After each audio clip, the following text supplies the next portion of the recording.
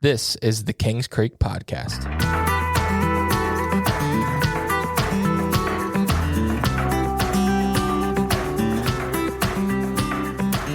Gotta go, gotta get on. J-Man and Mikey Fourputz back with the Kings Creek Podcast. Wow. We never came up with a nickname for you, so J-Man is just what I'm running with I until just we don't got have any nicknames. J-Bird. Well, I've got a few, but Not for the just pod. well, I mean, It's a family show. like Granny called me JJ and stuff like that because I do have that unique middle name. JJ, Jesse James, the Yeah, shooter, the 06 shooter. Yeah. Do you have any revolvers? Mm-hmm. Yeah. All right. Some people, do you like them at all or no? Like, would you ever carry a revolver? I don't really. I feel like there's kind of an intimidation factor. Like if I pull it out, there's going to be a certain amount of time that whoever I happen to have to pull that thing out on is going to look at me with a revolver and be like, Yeah, laugh at you. just for a second, of course, and then the fireball happens. But if you pull out like some, Terran Tactical or some kind of a cool The Judge. yeah, it gives a little different. Judges, they're pretty. I like them. Yeah, It's a good deer hunting gun.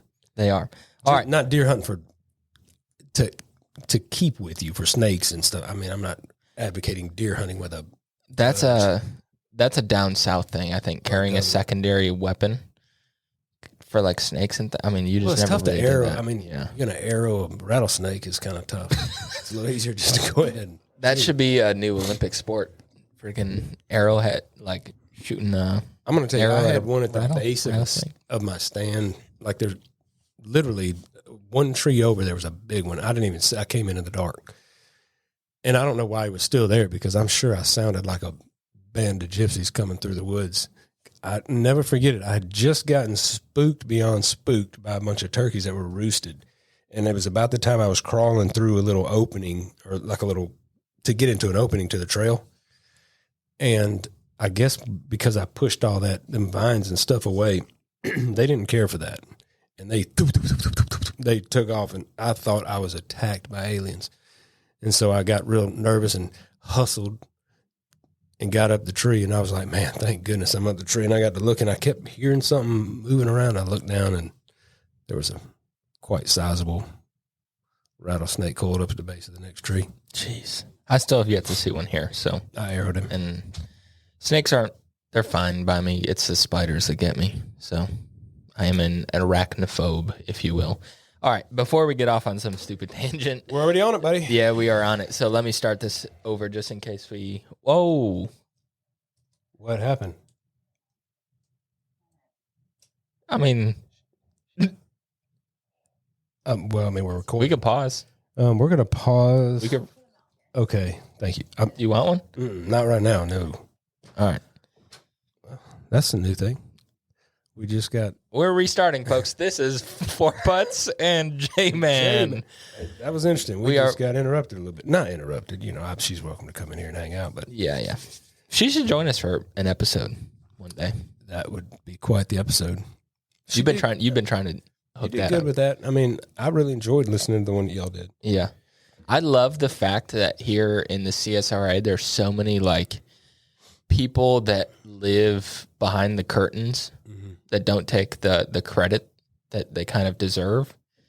And there's a ton of them that are like, if you had seen like their resume, you'd be like, what the heck? Why is What this guy part of not? New York do they Right, live in? right. LA? Yeah. So I really like finding those types of people here. And I like the podcast that we kind of use this as a platform to talk to those people, like the unsung heroes of the world. I love it. So anyways, we're going to use this. Jesse and I were talking as we're thinking, how could we be fresh and new and be relevant and talk about something that is cool. So I turned to AI, and then we ultimately decided that this is just going to be an AI episode. So we conjured up a bunch of ideas to talk about. We're going to talk about it, and then any question we have, we're just going to use AI to, I guess, guide it in a way and see where AI is. See how smart AI is. Yeah, see if... Maybe not smart, but let's just see how aligned AI is. Because it's interesting that, AI, I still don't understand it. It's like a fake, I don't know what it is, but I'm not the most technologically sound. Yeah. I don't know. I don't know about the future of technology. I'm Yeah. okay dealing with what I've got, and I'm not like a dummy when it comes to it. But I don't know why we want to keep looking to improve. But evidently we are, because just everything that we've got just does not quite scratch the itch. So we have to continue to. Yeah. Yeah, I don't know where it's going. But anyway, so this is the prompt that I plugged in for this episode. I said, help me come up with some ideas for a podcast episode. Our podcast is the Kings Creek Podcast. Just so you know, AI like searches the web, so you just say what it is and it'll kind of know. I said, generally, this is our target demographic, men ages, 20 to 40. And the things we talk about more commonly is golf, country music, lifestyle brands, and just general guy things, whether it's like connecting with guys, hunting, fishing, you name it, stuff that guys do. And the very first, it gave me 10 ideas. The very first idea. So now, pretty did we interesting. agree? Didn't we agree that we were going to talk for a second about these things? I have no idea what he's looking at either, Yeah. by the way. Yeah. And so Jesse's we're riding going blind. to kind of, shoot from the hip here and see how. Some of them are cool. Some of them are like this. We've never even talked about any of this before. So it'll be interesting to see how it plays out. But the first one, so it gives you like a title, if you will, and then it goes into it. But the first one is the rise of golf culture. Why golf has become a new social playground. And that's an interesting terminology, to see it as like a social playground. But I kind of see it. I mean, it's taken shape in so many different ways in the last couple of years between Live, TGL, which TGL, by the way, have you watched any of it? Yeah. I watched it. I think I'm it's enjoying fun. it. Yeah, I think it's pretty cool. I'd like to do it for sure. Like to play it or just to go? I definitely don't want to just go watch it. I want to go play. Yeah. I wonder if that's But I don't want to to play with everybody there. Yeah. I wonder if that's going to be something that they do. Like if they're going to open that up to Well, the if you got public extra to play. 300,000 or 400,000, Oh, I bet you it costs more it's than 300 that. 400 million. Yeah. I mean, it's a lot. Does the green change shape or is it just? Oh, Yeah. that's crazy. It's got like this cool little screen you can go up to, Mhm. and you can adjust. You can punch preset golf course greens Mhm. that they've already scanned, and it duplicates the green. Or you That's can go in there and crazy. change the how do you say that word? Undulations. Yeah, Yeah. that's right. You can change that That's so however you cool. want. You can go in there and tweak. Now a little bit more. You Yeah. can make it whatever you want, or you can just put 12 at Augusta National. Right. Do you have a favorite team? I like the vibe of Homa's team. Max Homa, Which one's he's on? Yeah. he was with, I don't know. So I liked. But- let me ask you this: do you choose a team based on people or based on location? 100% people. People, right? Yeah, I do. I'm Jupiter Kiz is Links killing guy. it. Yeah, they're I think that is just the most fun crew because Kiz and Tiger are kind of like in that they're not retired, but retired era. Like they're still sick at golf, but they can have some fun with it. Yeah, and then I mean, Tom Kim, I think, is and a he's with rising Max star. Homa. Right. And so that's, I mean, you got Max Homa, Tom Kim, and Kevin Kisner joined Tiger Woods Jupiter Links. So I mean, it's just, is there a better group of? No, I don't think there is. I mean, that's a crazy group. I mean, Kiz and Max alone are, pretty Yeah. cool. The banter, I guess, is what I think that's important because, this is not something that I'd want to sit there and listen to Darren Clark play or, Yeah, they have a good style of communication with each other. And I think that's why, so AI, I think, is kind of right on this by calling it a social playground. And they say it's become like a go-to activity for millennials and Gen Z. And I think what TGL has realized is it's that conversation that happens like on the golf cart to, driving up to your drives or right. the conversations on the green and like how it's all buddies busting on each other. Like one of my favorite little scenes from TGL was Tiger asked for yardage and the guy just said 99. And he grabbed a wedge and hit a 99-yard shot. But Kisner, you hear Kisner in the back and Tom Kim's busting a gut laughing. Kisner's like, he grabbed a wedge, like making fun of him because it was 199. And so Tiger's like, why is this so short? And he's like, I said 199. Well, I mean, that's caddy talk too. You know, caddy talk, they don't. They dropped the first. Why they do I don't. that? Yeah. I don't. It's if you're not playing that way, and then they drop it like that so quick. You've got to kind of do a double take. Yeah. But I think the social side of golf is maybe. Well, for one, I think they had the perfect call it what it is. Every bit of this that we're dealing with right now with golf revolves around Tiger Woods. I think he's the catalyst in 120% of it. Really? Yeah, I think we were in a spot with golf prior to Tiger that would have never sustained what it has now. You're talking like late 90s golf. Right. And then, I got you. now that you've got him, and then we're starting to see these young guys that watch Tiger play, and it's a new sport. Yeah. I think like the guys watching Jordan. Jordan kind of Right. set the stage for so much in the NBA, and it created a spot for Kobe Bryant, for LeBron, for all these new, and I think that's what we're seeing in golf now. We need that GOAT, and people can say all they want, Arnie and Jack and all that, which I have the utmost respect for them, but they're not needle movers. Right. And they didn't bring a whole new demographic of golfer. And so I think that's kind of why we're seeing it. So do you think, I guess, yeah, for sure I see Tiger as that, but of the modern field, like, do you think he's still a big player in the modern field of like driving social, I guess, change in a way of golf? Well, I mean, you see how much he's committed to it because him and Rory are TGL. I mean, so they're constantly thinking at all the golf courses he's building and a lot of the changes that he's implementing into playing golf to pace of play. There's a lot of things that's being, Yeah, I see Tiger as the guy who just broke the dam. Oh, 100%. And then you've got some people that are out of this world playing now. And then he brought in, like, him being who he was and being as good as he was, I think brought in the field of modern players. So like Tony Finau, if you watch Full Swing, he credits like him getting into golf to Tiger. Yeah, you're seeing now people are old enough to be on tour, right?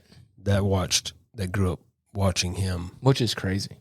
And it's great if you think about it.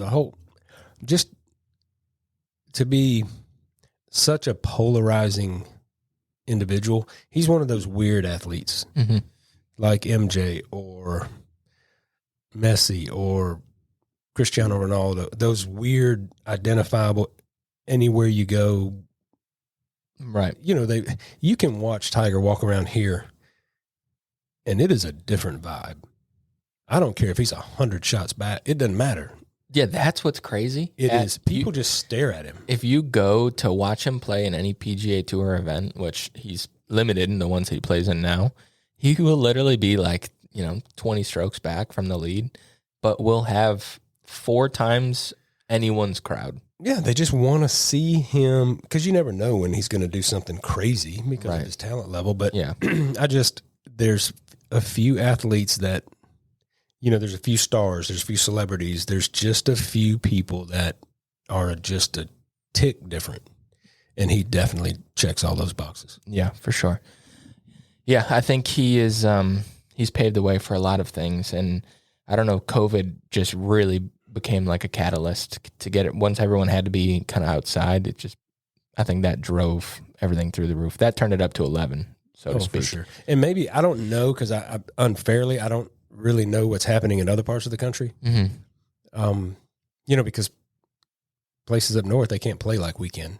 We play year round. And so I think maybe this is just we've gotten like a double dose of it here because it just added more fuel to an already burning fire where we are. And a lot of that's the bleed off from the golf course up the street. Right. So that I think golf is always going to be looked at pretty special in our area. Oh, absolutely. I will say though, as an outsider, I am surprised that it doesn't have more of an impact than it does. Like all of the, I don't know how to describe what I'm saying. Like I would just think that it would be like the fact that we got a Topgolf it's one of the only one-story Top Golfs. But the fact that we got a Top Golf only like 3 years ago to me is crazy. It's insane. 3 or 4. Well, I guess it's more. It was the COVID year. I can't remember. Yeah. So, oh my gosh, 5 years ago. Anyways, Not to mention we were turned down. Like I said, like I just think that you would think that this being a golf town that there'd be more things like golf related. Like there is some things, but it's pretty limited actually. Yeah, I mean, and it's Especially to the public. Like there's only right. a few decent public courses. I mean, I think Private is kind of taken over. But I will say all those private courses, like it's easier than you'd think to get on as long as you kind of know someone or just say, hey, I might be a member. You can get out there. it's Within reason. You're not getting on, the national doing that, but yeah. I mean, nor would I advise trying.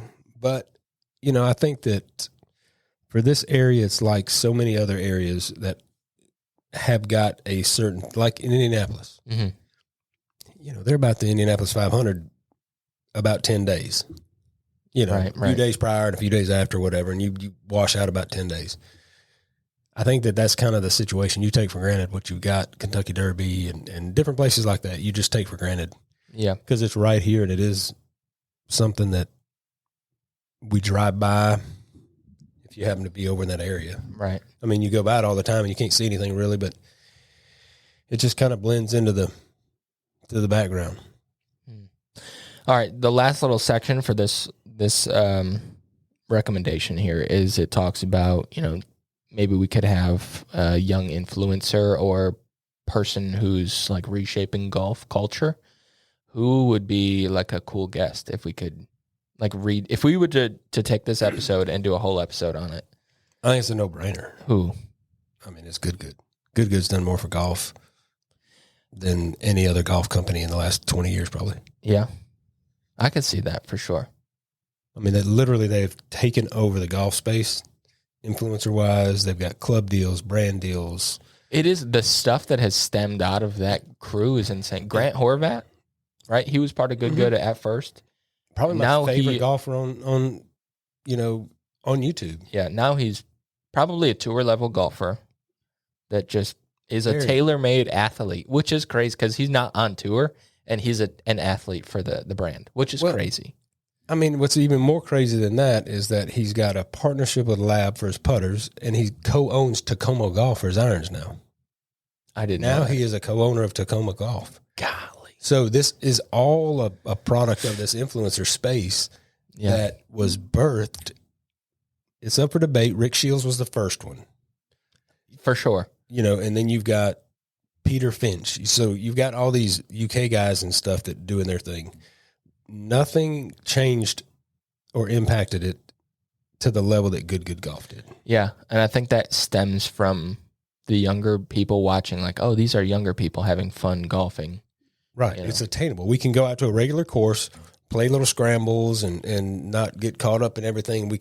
They've done challenges from buying clubs that they've gone as far as buying clubs at Goodwill for $10, $12 for a whole set to show people that you can still go out there and play golf with nothing and make it fun.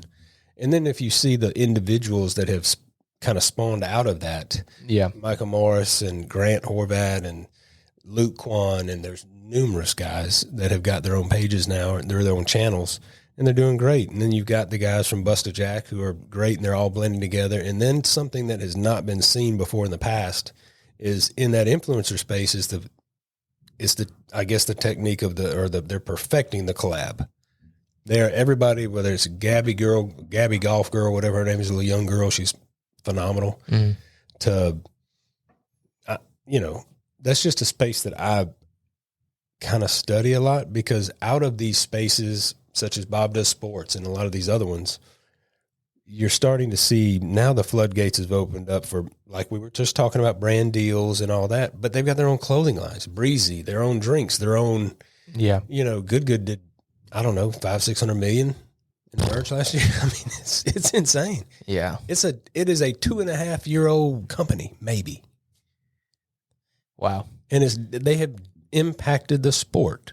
Yeah. More than any other company at any other time. And it's we're just getting to watch it and see it happen, and it's pretty cool. Yeah. And Well, 20-year-olds now. that would be crazy. If we could land just anyone from that channel, that would be really fun. And It'd be fun to like do something with them. I would hire someone to come out and like be a cameraman and do something. I can't do both things. I mean, I want to play too bad to be the camera guy. yeah, that's kind of Like I don't really care about being in front of the camera. I care about just playing yeah. during the round, like playing with fun everyone. time. So I think it'd be a fun time, but they're kind of, their life consists of who they're playing with every week and how it's going to benefit them and views and all that kind of stuff. So it's a little different deal. I like that. All right, well let's bookmark that one. Let's see if we can get someone from good on. Good luck with that one. Yeah, good luck with that one. They're gonna say, "Who are you?" They'll know who Kings Creek is, but they won't know who I am. Anyway, so the second one. Now this changes it up. This one goes into country music and the modern man, how country music is evolving, which is crazy because maybe we shouldn't this conversation is going to go all over the place. Do we just want to stick to the AI traditionally? It gave us 10. You want me to go through all the golf ones first? So they give you 10 of all these? No, 10 total. So like there's like 3 or 4. Just touch on them, and if it's something we want to talk about, we'll talk about. Country music and the modern man, how country music is evolving. You want to talk about that one? I think that's dumb. Don't you think that's dumb? It is kind of dumb. It's stupid. I mean, do we have to? I mean, we're going to have to get into genres of music and all. Yeah. You know what I'm saying? It's just like, all right, there's one genre now. It's just skip. You like. Skip. Next one. The best lifestyle brands for guys, elevating your everyday style, highlighting trends and lifestyle brands that focus on quality, style, rugged masculinity. Like your favorite brands for outdoor gear, clothing, and accessories. It sounds like they just want us to talk about Kings Creek apparel. Yes. That's all they need to know. No brainer. We don't even need to. All right, number 4. How to master the golf swing and look good doing it. I think this could be a good conversation. It kind of ties into what we were just talking about with good. The collabs. And well, just in general, the amount of in the last 2-3 years, the amount of golf apparel companies that have spawned. I mean, you're talking about Makad or Masad, Roback, kind of.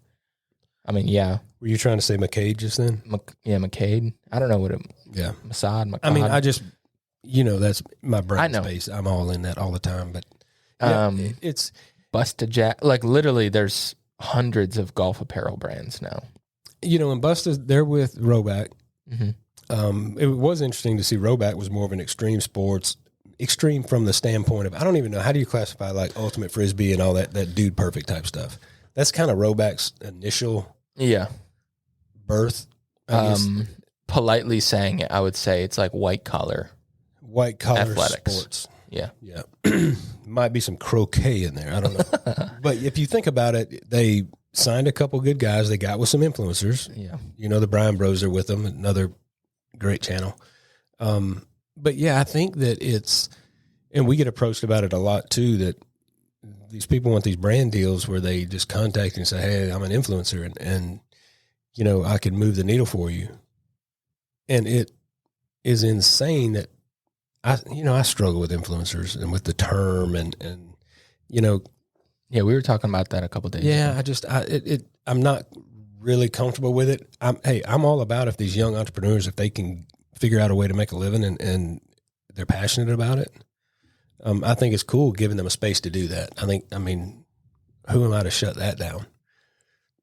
But, from a moral standpoint and from, with me I struggle with being called an influencer. Yeah. I don't know how anybody would, I guess I can't reconcile in my brain how anybody would be good with being referred to as that. It is a weird thing. I mean, you gotta think, like, for example, in the podcast space, like they're kind of, you would call them podcasters, but ultimately they would fall under that influencer umbrella. Like when they start to push product, that's when you get into the influencer space. But I understand. Well, there's been commercials forever. That's what I'm saying. Like the old radio now. DJ, right? They would just radio people. They didn't go by influencer, even though they're doing the same dang thing. Right. And there's always going to be need for ad space. And I just, it's probably a bad one for me to try to discuss without. Yeah. losing Anyway, my that was losing my a testimony. that's a hard spin from looking good doing it with golf But I apparel. do think that the more popularity a sport gets, Mhm. naturally, the more advanced and the more technical your apparel is going to be. And I think that this is we're probably living in a time to where we've got access to materials and, factories that have really taken things to the next level. And we've got some really good products and, some really good ideas for products. So, golf technology has never been more advanced than it is. And it's safe to say that if that's the case and there's the popularity coming from golf, that it's just going to be a matter of time to where you start seeing these pretty high tech, high level. Yeah, you know who I think is really pushing the envelope lately? I'm looking at him now. Is Malbin. Malvin Golf. Yeah, it's a streetwear. That's right. Like, I think that the golf apparel companies like Malbin, they have some clothes that I guess you'd wear on the course. It kind of pushes the envelope. Like Jason Day is kind of like, that's as far as I would go ever. I wouldn't personally. I don't think I'd. He had to He had to change clothes at this tournament up the street up here. Yeah, at the They national. were like, yeah, you're not doing that. That's cool and all, but yeah, go change. They put on they something. push the envelope, but I mean, you want to talk about like. I don't think anybody in the apparel space, golf wise, has done what Malbin Golf has done. The amount of collabs that they've done. Well, if you think about it, right, they've got. Like they They really have to took collab. over the California market, like the West Coast. Oh, that's their birthplace, but they have to. That's the difference. When you've got people like myself, if I wanted to make a huge impact in the golf space, where does that start? It has to start from a collab of some sort. The amount of capital it takes to bring, and I'm talking about a high quality supreme product to market and be able to sustain that is astronomical. And so the only way you can, I don't want to say the only, one way you can offset some of that is to do a collab with another company that's already got maybe some momentum out there.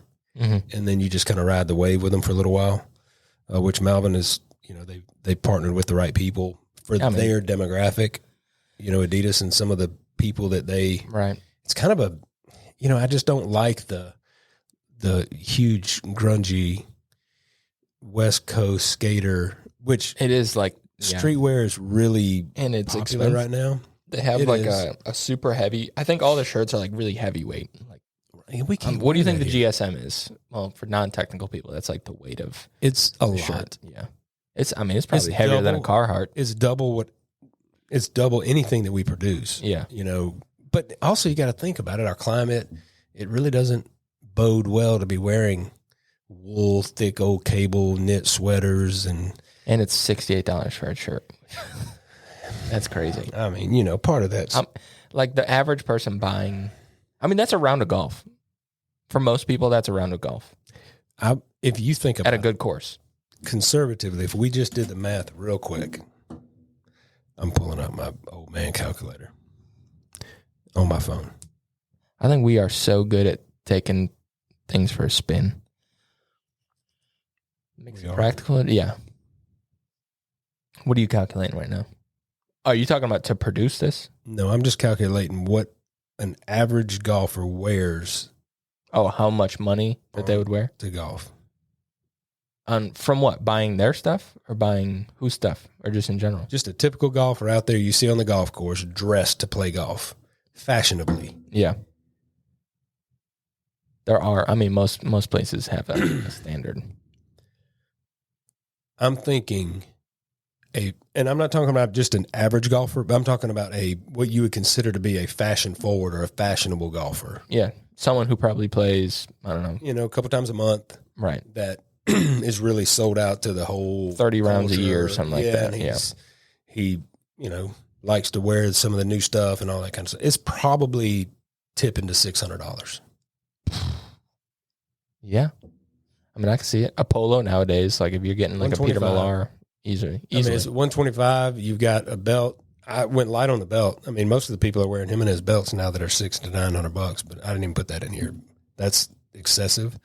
So I just figured $75 for a golf belt. But I mean, you got $200 in average price now of a new golf shoe.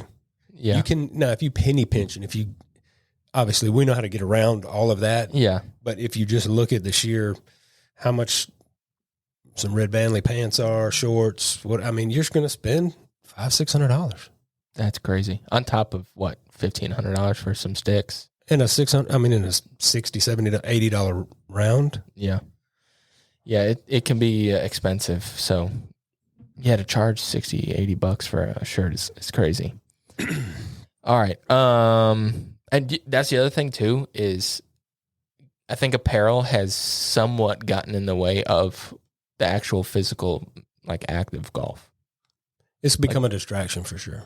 Yeah, but it's also like you wear something in the name of fashion that restricts some movement. You're not comfortable. Like, some people are. I mean, that's what I was talking about earlier, Mike. You've got companies out there, Keiju, which is a huge ski company, mm-hmm. and they have mastered some 4-way stretch stuff. I mean, are girls comfortable wearing Lululemon leggings? They wear them every day.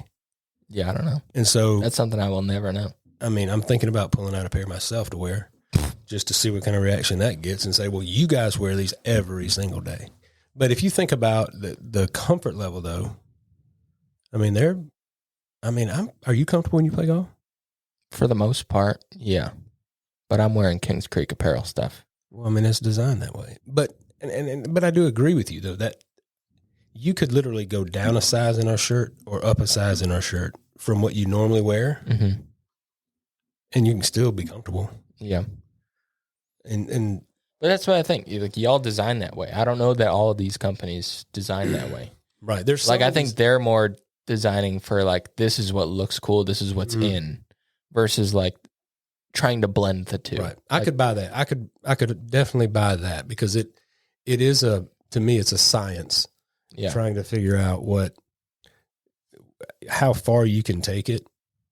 Like, I'm glad we're kind of getting out of some of that ultra tight stuff for pants, because when you can tell what brand of golf ball a guy's got in his front pocket, they're too tight, bro. Yeah. You got to loosen it up a little bit, because I mean, you're one, what I'm picking up the ball out of the hole away from exposing your rear end to the whole world. I'm glad that the technology in pants has advanced to a point where I remember I used to have a white pair of golf pants. Mm-hmm. That was, back when it was see-through days. But now they've figured that out. You'd have to get the old line. How to make it like cool, like so you're not dying of heat, but also, The Red Vanley to me are by far the best. It's just the only thing that creeps me out is they are pull-ups. So I feel like I'm wearing Buster Browns or something. But they have the they make it look like you got a button and they do have a zipper, which there's another brand, Primo, and then I do have some Primo pants I like. Although they are on the verge of feeling cheap. I think they're very inexpensive. Grant Horvat, you brought that up. He owns part of Primo. Yeah. Sorry, Grant. I don't mean that in case you ever come on. We'll make sure you never listen to this episode. And so that's an influencer that is a part owner of an apparel company. He's a part owner of a golf club company. And it'll be a golf course soon. And it came from golf. So, but anyway, getting back to the pants, I think that there's a fine line. And Melissa and I were just talking about this because we've got another venture we're working on.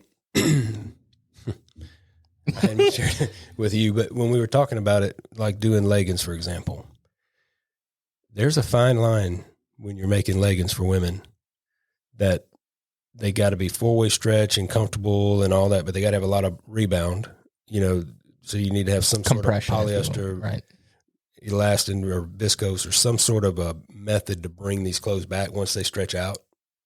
They need to come and go. Right. But I didn't know that there's such a fine line in the thickness. To give you a little, I'm working hard on this because I can't remember the term she used. Coverage. Almost like, makes them a little, I don't want to say forgiving, but they're flattering. You know, there's a fine line between something that's flattering and then something that's straight up provocative. Right. I see what you're saying. And it's not the size that determines that. It's the thickness of the actual material. Interesting. So I'm assuming the more thick, the less provocative. Yeah. Because the more flattering it is for the women wearing them as well. So I mean, it's a weird thing for me to have conversation. I mean, I have to with her though. I mean, I'd much rather have it with her than somebody else, but Right. it's kind of like, I don't understand what you're talking about. You got a little more forgiveness with something than others. And it's just gives you a little bit more of a vote of confidence when you're wearing them, that you're not potentially putting your business out there to the world to see. I love it. All right, let's move on to the next one. This one I think is really interesting. The Man Cave 2025, building your ultimate guy's space. This one I think we should talk about. This one could be fun. I know you recently got rid of the other space that you had here. Mm-hmm. But for the sake of this conversation, let's get in the dream state. Let's get imaginative. Oh, we had a business model, a business plan laid out for that space over there that we couldn't do. It got shot down from Melissa so fast. All right, so let's run in. What would be your dream like man cave using that space, that size space? I would say that's what, 30 by. That one was 60 by 30. Is that right? Something like that. Yeah. With a couple big bay doors. I'm probably the worst one because cost is irrelevant. Like, just what would be like a dream? Well, I mean, I think you got to have a simulator. Mm-hmm. A golf simulator. Yeah. Yeah. Because I like the golf simulators that have the hunting aspect to them as well. So you can archery hunt and you can.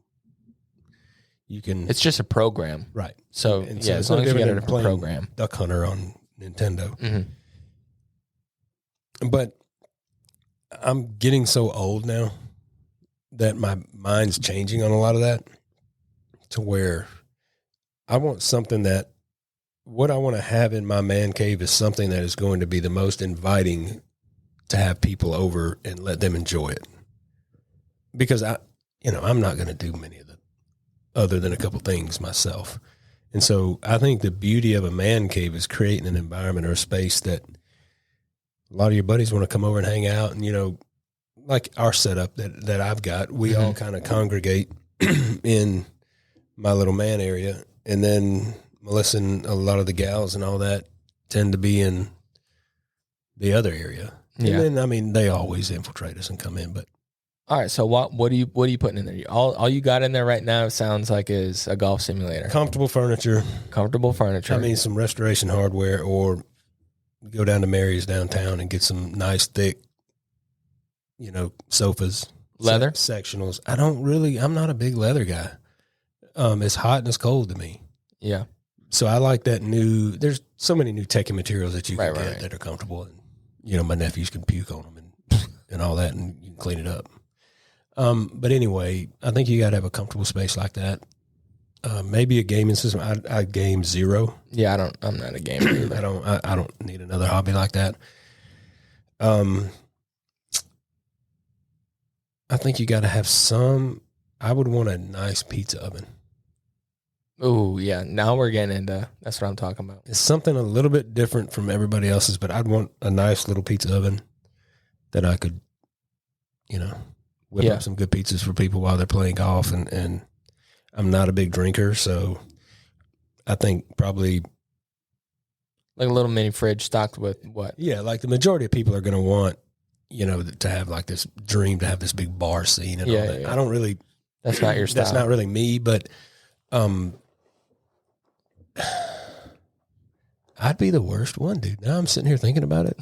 It would suck. I mean, I would have it'd be like a shed. Yeah. But I'd want to, just think about it. If you want a man cave, you're going to have some animals on the walls, big TV, multiple probably, I think I would just go one. I would go projector.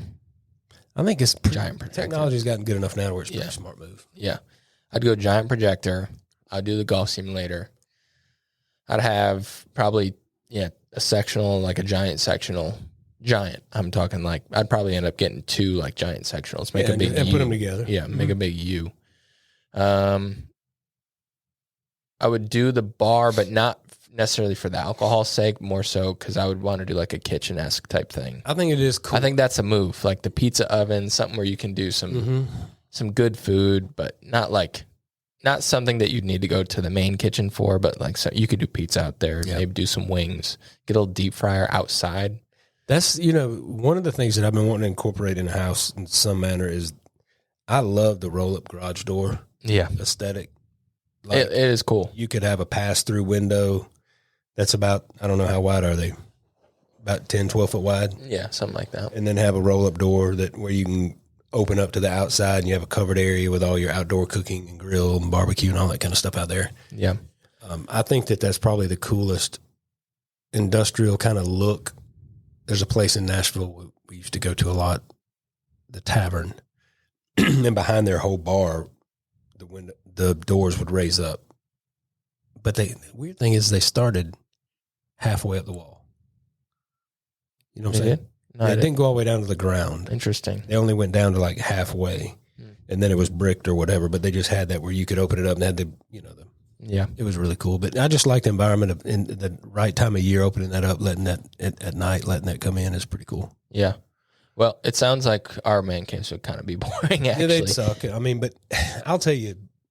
It doesn't take much. That's the thing is I think when people see it on like social media, like all these like design spaces, I think you just want what someone else has. Like if you were to actually think about what you want, not seeing that stuff, you would be kind of surprised by what you actually don't need.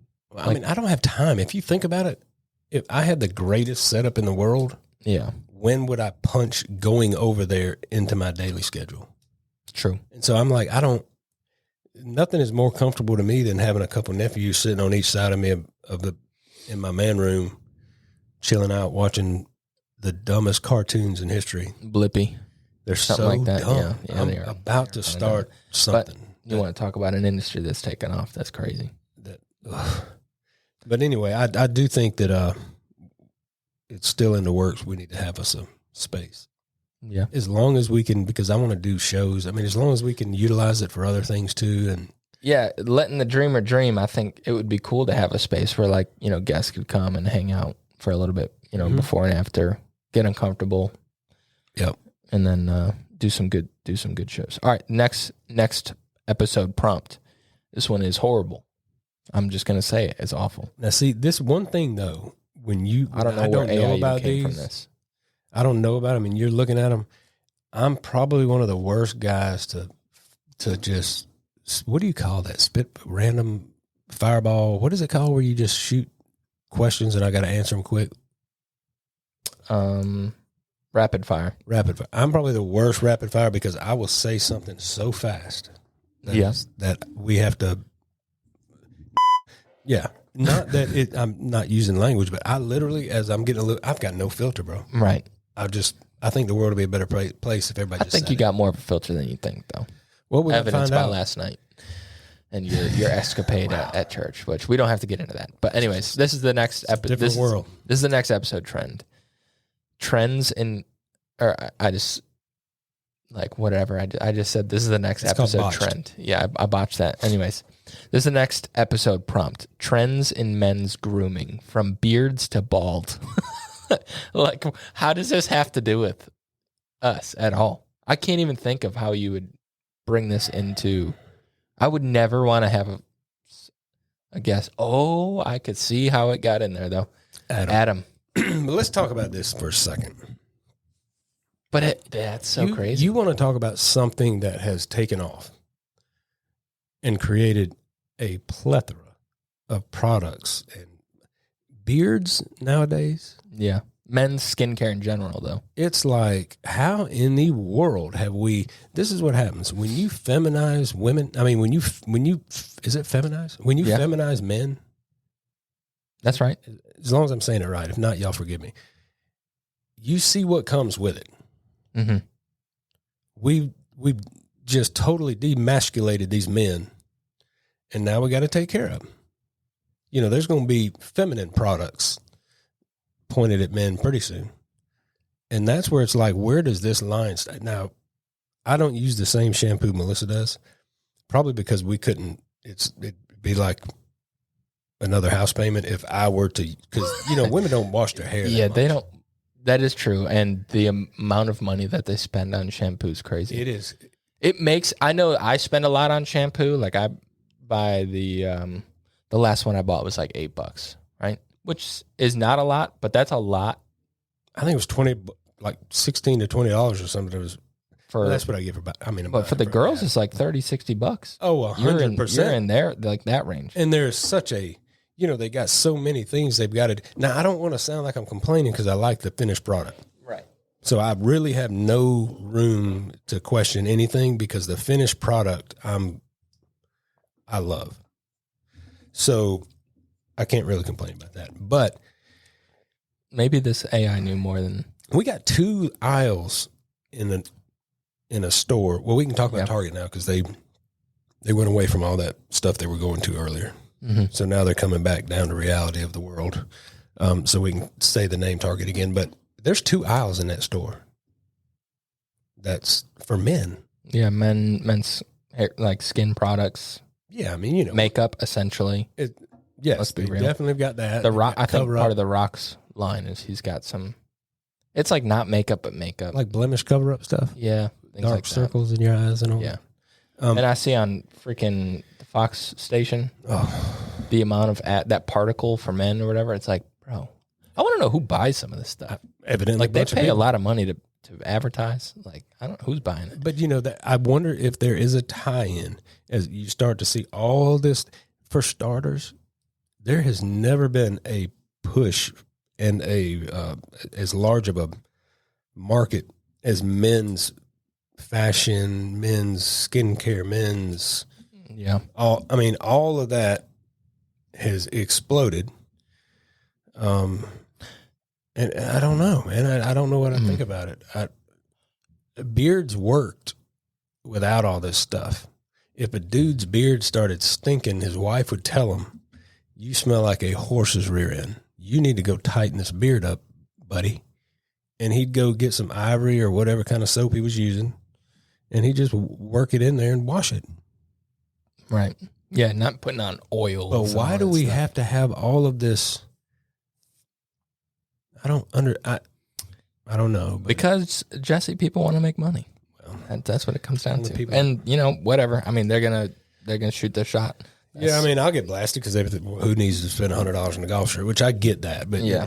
I think that it is kind of interesting to see the way that these things are evolving now. Yeah. To pacify these sissified women. I mean, sissified men that we're making out there. They got to have a lot of extra gear that the guys used to not have. Yeah. I'm gonna give a point here to AI because I think that we just spent the last 5 minutes was cool. talking about it, and that was something that I thought was dumb and that we would never talk about. But AI knows us better than we know ourselves. That's what I'm afraid of. And that's what this experiment's about. Whoa! All right, number 7, golf and mental health. Why the game is good for your mind. I don't think we need to spend that much time on that No, because mental health is a problem, and we talk about it on here a lot. And that's like its own episode It is that we an could. epidemic, and it is an episode that we've got coming up pretty soon. I think we're going to do something in that realm. I've got somebody planned that I'm trying to deal with to get here. Or you don't want to say it yet. No, because if we don't put it together, I don't want everybody to hate on them. So Why? What do you mean? I don't want to. If I can't figure out a way to make it all happen, I don't want everybody to think that the guy was a prick and he just didn't want to come on the podcast. Do you think that he listens to the show? Yes. You got to say it now. Now we got to put the pressure on him to come on. It's somebody that's with a pretty decent sized recovery operation. All right. And so I think, as you know, I'm kind of involved in some mental health stuff, mentorships, because that's all grouped in there. I think that, I think mental health gets a bad rap because they think that it's just a bunch of drug using psychopaths. And they don't realize the day-to-day PTS and things like that people are dealing with. Yeah. Now, do I think that some of it is easily fixed? I think a lot of it is. You know, a lot of it is once we realize that this is the first time, a lot of people that suffer from this are being told, no, you can't do something, and they're spinning out because they've never been told no before. Yeah. It is wild, I will say, to touch on this real quick. So this past month, I'm letting people in on my situation. I had to work overnights. And I was amazed by how fast just lack of sleep, like general like health stuff, like lack of sleep, changing schedule, and ultimately just not enjoying, you know, the work I do. How fast that spun me into like a real negative mindset. Like I was snapping at my family a little bit more, you know, like I heard. And No, I'm just kidding.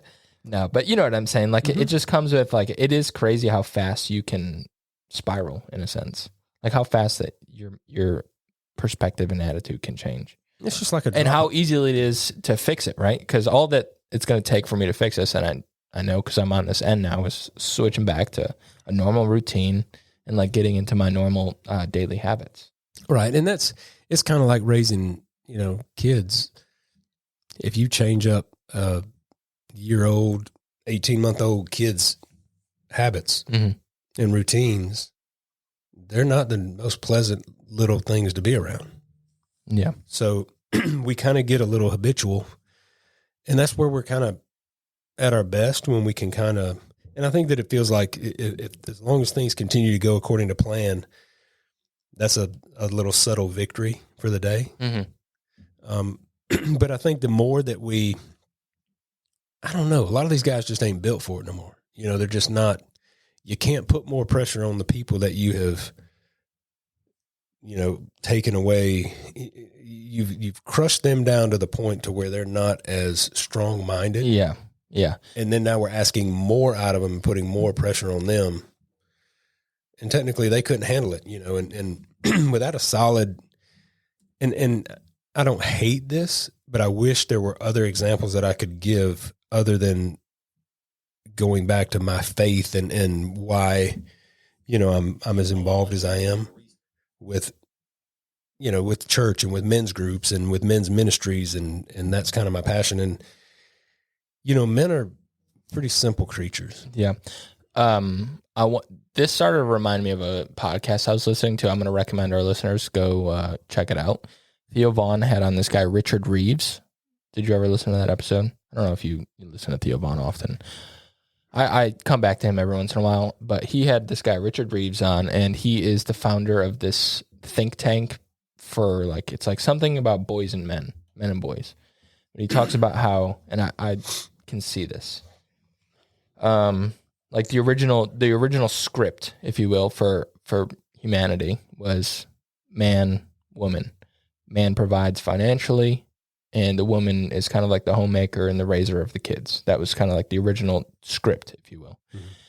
And then the feminist movement came along and gave women the opportunity to, you know, empower themselves and go get jobs, and has made it now so that, you know, women have to, essentially, it's not that you have to, but like women have the opportunity to make as much as men, for sure. Which is good. So. Yeah. Like I said, like there's some positive to that for the feminist movement, for sure. I mean, I can admit that. That said, the script changed for women. Women can now kind of like be independent, if you will. They don't have to marry a man for financial security. That's a good thing. Right. However, the script for men hasn't changed. Like there was no like manist movement, if you will. No, we're just dealing with a new, different species. That's than why what we originally were. And he basically, I'm doing a horrible job explaining this, but basically he comes to the conclusion that the reason you have this male epidemic, this male crisis right now, is because men have lost their purpose. Like the purpose of a man back in the traditional sense was to provide for a family. That's right.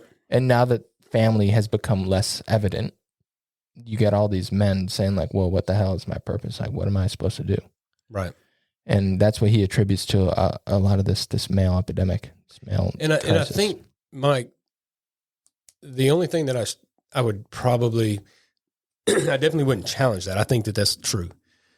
I think a supporting fact to that, though, is we're also dealing with a different man than what we dealt with 50 years ago. Yeah. Now, 50 years ago, that man would not have as much of an issue trying to figure out his purpose, because come hell or high water, he knows what he's got to do. It doesn't matter what she's doing. And I think as a man, we have allowed ourselves to become too dependent on what else is going on around us, and we're not as confident in what we're doing. As long as we stay on course and we do what we know we've been called to do, if your wife wants to work 20, 30, 40, 60 hours a week, that should not affect you. You know what I'm saying? Right. But what we're dealing with is it's a lot easier to affect some of these men nowadays than what it used to would be. And I'm all about, I mean, obviously, Melissa, we work together. We've got a few irons in the fire, one might say. Together, separate, we've got a lot going on. But if you don't stay grounded in the word, and if you're just not putting as much time, I guess, into your mental faculties and spending time in the faith and feeding it, right, something's going to get in there. And so the only way that I can keep this crooked mind that I've got away from the crooked stuff is I got to keep pouring in good stuff. I got to force myself to be around the right people. I got to force myself to participate in things that I probably wouldn't have before. Yeah. It's a self-coping thing for me. I've got to do it because it prevents me from opening a door for things that my idle mind would wander off into. Yeah. But I think it's why we have the issue we talk about with porn. Mm-hmm. Everybody wants to talk about how crazy everybody is for, porn. And let me tell you what I would have been doing if I was 15 years old and had a cell phone and I had access to that. Yeah. And one might argue that I'm not, but I'm kind of a pretty solid guy. But that is just a gateway to so many other things. And it's the exact reason I think we've got such beautiful women out there, young professional women, can't find a date. I mean, it's crazy. Yeah. These young women that I know personally that are single, that are solid, they're going to be high earners if they choose to do that. And then I've got this same group of young guys that are successful. One might argue high earners, but they're not together. Yeah. They're okay just doing the whatever and just hanging out and not being around. After my daughter went to college, I could not believe how many times I would go to her house there, and there'd be 10, 12 beautiful young little girls. I say little girls, young women, young ladies. Yeah. And next door, it was the exact opposite. You would have I shouldn't say the exact opposite, but next door was the same thing, just men, just young men.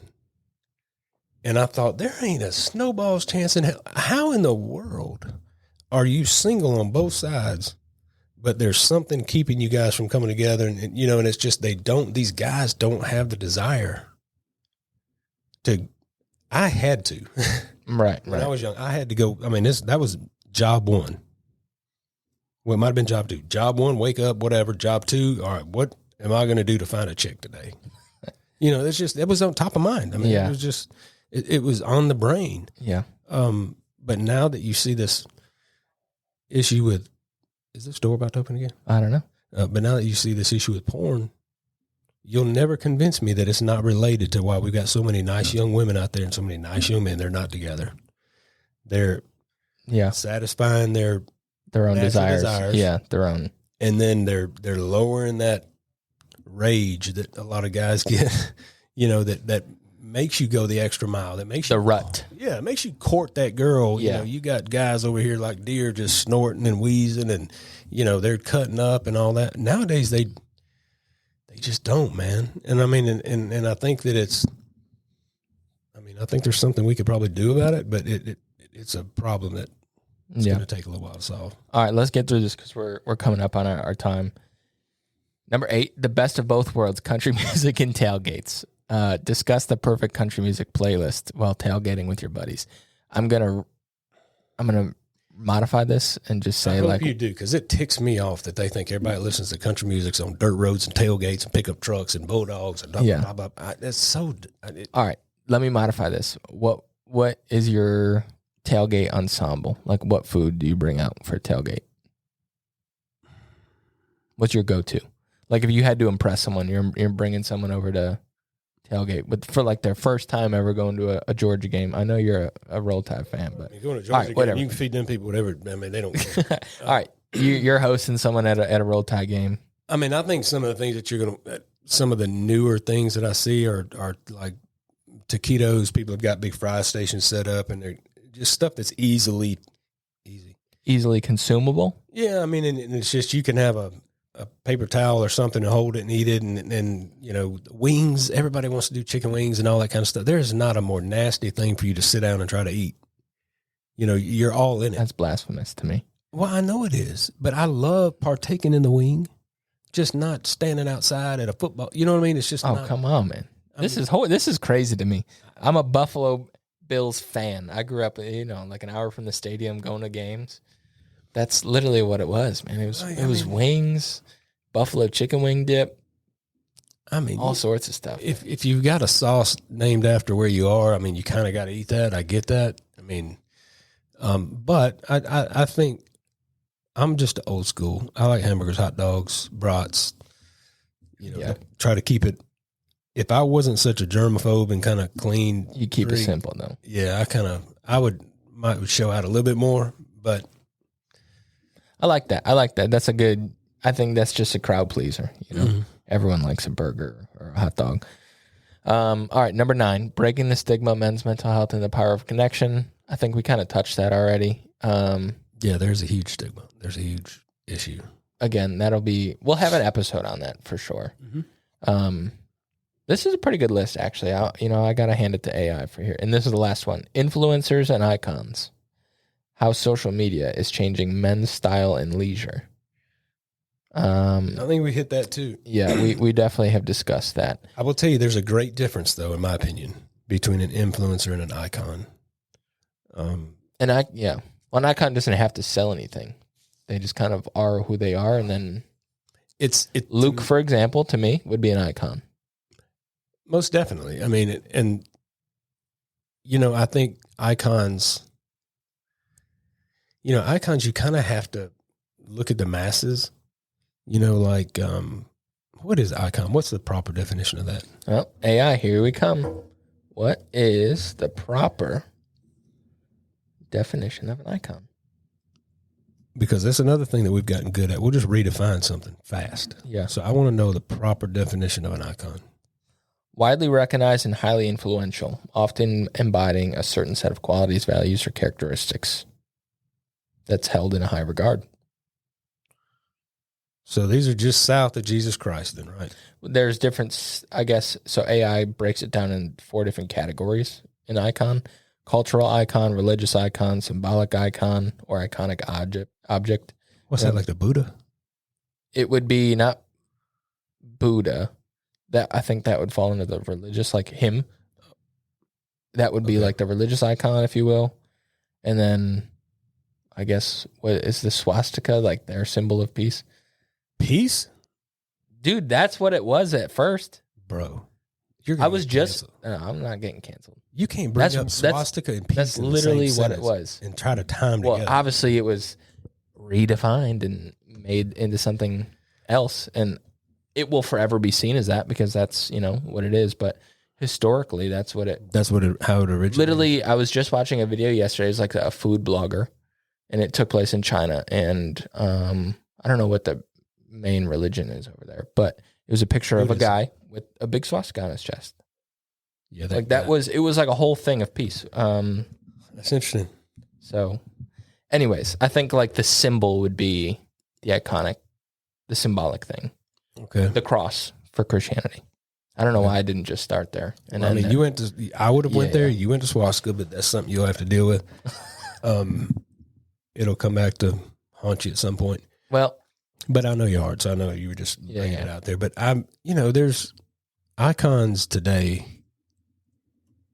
we're probably living the most icon to me, and at least in my opinion, icon starved, period of time.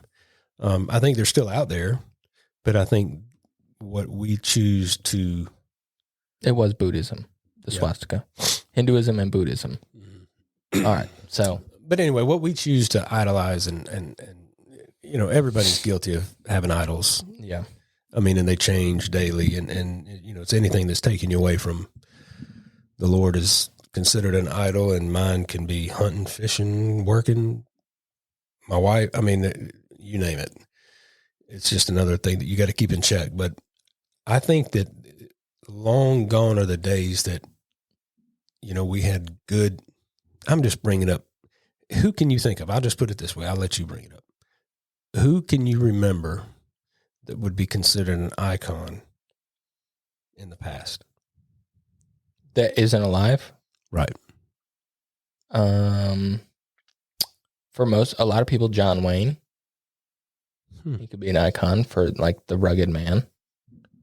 Okay. I hadn't thought about that. I don't know. Everyone's probably thinking, Hank Williams could be an icon for a lot of country music singers. He is. See, and that's why I don't read the icon definition again. Someone with, hang on, I got to go find it. Someone who's widely recognized and influential, often embodying a certain set of qualities, values, or characteristics. That's See, and to me, held in high regard. We always, if somebody's an icon, that doesn't mean that they check every box in terms of being a human, because Hank had his faults. Everybody's got faults. Possum. You had to explain what that was to me. Yeah. But some of them, you think, I don't know. I just don't see kids nowadays growing up. I think that's the influencer space. There's influencers that they tend to try to identify with. Yeah. And, look up to. I can remember they were mainly sports figures. The president of the United States, for crying out loud, used to be somebody you could look up to. I'm sure there was some odd kids that looked up to astronauts. That type stuff. Like, just something that you would just look up to people. And I don't think we do that as much today. These kids, my goodness, the people really look up to Taylor Swift. And she has the ability to move the needle in so many ways. Yep. And not enough in the election though. Ooh, sore spot. That's going to get someone fired up listening to this. Sorry. Somebody took a L. I had to make a joke. All right. But anyway, I think it's interesting to hear that AI, some of these, I guess these come from transcripts from previous podcasts that scans everything. Now, basically, it just kind of took our podcast and what we talk about, like what we have about it out on the web, and gave us some ideas, kind of like within our wheelhouse. So I gave her the prompt of like, this is the things that we normally talk about, but then it took, like, I think specifically the beard one, I think that came from Adam's episode. Yeah. So, because it'll like scan the show notes and all that and pull from that. Okay. So anyways, I think it was pretty interesting. Well, I think we're going to come back to some of these for sure. And it's here to stay. We can get mad at our kids being on phones and all that kind of stuff, social media. But you better embrace it because that's the way that it's always going to be. Yeah. I think if you put some good, healthy parameters, up and try to have a healthy relationship with it, I think it's not all that bad.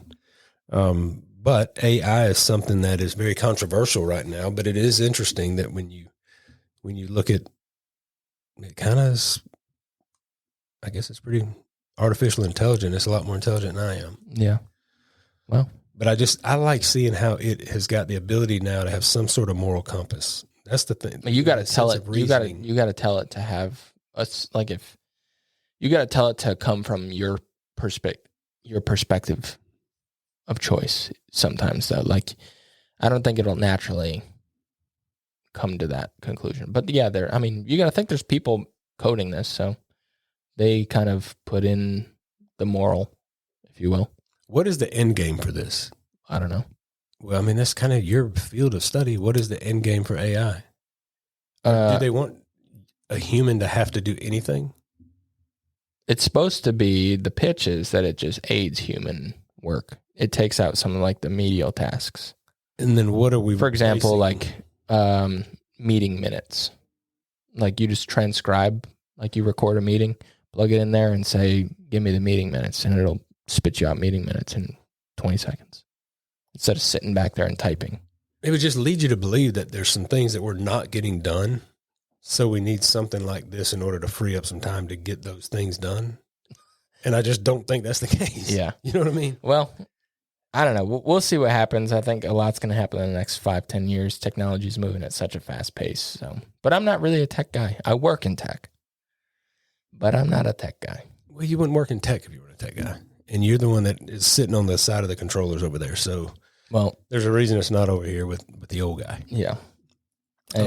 I do want to give a shout out to one of the coolest guys out there that listens to the majority of all of our podcasts, I think. If not, he lies to me. That's okay. Who's that? But the best UPS guy in America. We're just fortunate to have him working here. That's right. Brandon, Big B-Dub. I want to give a shout out to him. And he always waits for the podcast to come out.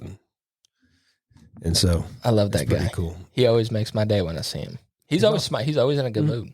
And that dude works to the bone, man. it's just, there's so many good people out there, man. If you just take a minute to talk to them and have conversation with people, it's amazing how many people you'll meet. Yeah. That are like that. It's the unsung hero. And he's such a cool guy, though. So shout out, Brandon. I know this one probably sucked, Brandon, but we wanted to have a social experiment to see if we let AI control us, how we would act. And right now it's proven to be pretty I think it was pretty good. Yeah, I think it's pretty good. Let's tease the next episode. We're going to have, well, you set it up, so why don't you kind of say something? It's just, I've just got a couple guys coming from the Georgia DNR.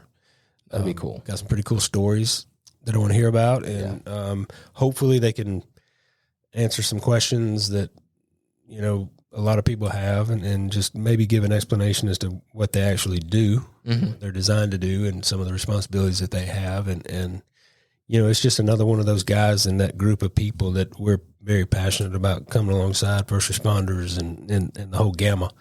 But these guys got a tough gig and they don't always they're one of the weird situations where they don't really get credit for what they do. Yeah. But they get blamed for a lot, so I kind of want to set the record straight, and obviously we're going to tip our cap to them, but because we definitely appreciate them. So I think it's going to be a fun episode here, some shenanigans and some stories of some things that have happened and all that kind of stuff. So yeah, I'm sure fun. there's some good stories. There are some crazy rednecks that shoot things whenever they want to shoot them, take things out of the lake whenever they want to take them. So it'll be that'll be some interesting stories. And that is a small portion of what they do. Right, and it's mind-boggling to me, the things that they have to do every day and what they're responsible for. And not only that, the geographical area and the size of the area that they have that they're responsible for. So, it's going to be interesting. Can't wait to do that one. And hopefully we'll have it queued up by next weekend. Sweet. All right. Reminder coming up March 7th and 8th. I think we're almost sold out, though. So it's the man-to-man conference. We always talk about this after we're sold out, but if you get with us, we'll find you a ticket. But anyway, man-to-man. It's a great conference. It's our heart. And if you could do me a favor, it would be to get excited about that and come listen. To me, that separates all these issues that we talked about. Yeah. We can put them to bed if you just give us March 7th and 8th. Love it. Yeah, come meet us. Give it a chance to come meet us. Come to the Kings Creek booth. We'll hook you up, get you fitted up, and you can enjoy the conference with us and be fed spiritually, emotionally, mentally, physically, and physically. It's a bunch of good dudes there, and we've got brand new products that are going to be available for the first time there at the conference. That's cool. Which is a new thing that we're doing, and I'm excited about them. I think they're going to be, in the young guys' terms, pretty dope. Pretty lit. All right, man. Well, let's wrap it up. Until next time, folks, get your life jacket. Jump in. All right. Stetson hat, little splash in my cup, a little gas in my truck, little cranked up on my radio, a little down on my window. All right, guys, that's a wrap. Thank you so much for listening. If you would please leave us a review and a rating, that is how we get the word out about this podcast. And lastly, go check us out at Kings Creek Apparel. Thank you.